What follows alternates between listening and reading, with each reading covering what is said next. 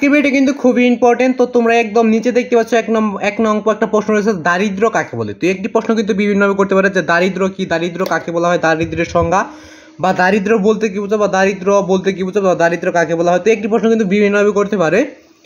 তো তোমরা এই প্রশ্নের উত্তর এবং প্রতিটা প্রশ্ন তো সরাসরি গাইড থেকে দেখতে অবশ্যই চ্যানেলে সাবস্ক্রাইব করে রাখবে, ভাষা কথা করবে, ভিডিও থেকে লাইক করে নেবে। তো দারিদ্র এই প্রশ্নটা কতভাবে করতে পারে। তো এভাবে এখানে লেখা আছে দারিদ্র কাকে বলে। এখানে প্রশ্ন করতে হবে দারিদ্র কি, দারিদ্র কাকে বলা হয়, দারিদ্র কাকে বলে, দারিদ্রের সংজ্ঞা দাও, দারিদ্র বলতে কি বোঝো, দারিদ্রর উদাহরণ দাও, দারিদ্রের ব্যাখ্যা দাও, দারিদ্রের একটি উদাহরণ বা বাক্য লিখো। তো দারিদ্রটা কি আসলে, তো ওইটা নিজে উত্তরটা রয়েছে। তো তোমাদের কিন্তু দারিদ্র সম্পর্কে একটা বাক্য বা একটা উদাহরণ দিলে কিন্তু ওইটা 1 নম্বরের, তোমরা ক নম্বরে এই প্রশ্নটা আসবে। তো ক নম্বরের উত্তরটা তোমরা পেয়ে যাবে। তো নিচে উত্তরটা রয়েছে, তো দেখে নাও। তো দেখো এই যে আমি উত্তরটা বলে দিচ্ছি। তো তোমরা যদি চ্যানেল নতুন হয়ে থাকবে চ্যানেলটা সাবস্ক্রাইব করে পাশে কথা করবে, ভিডিও থেকে লাইক করে নেবে। তো দেখো দারিদ্র কাকে বলে।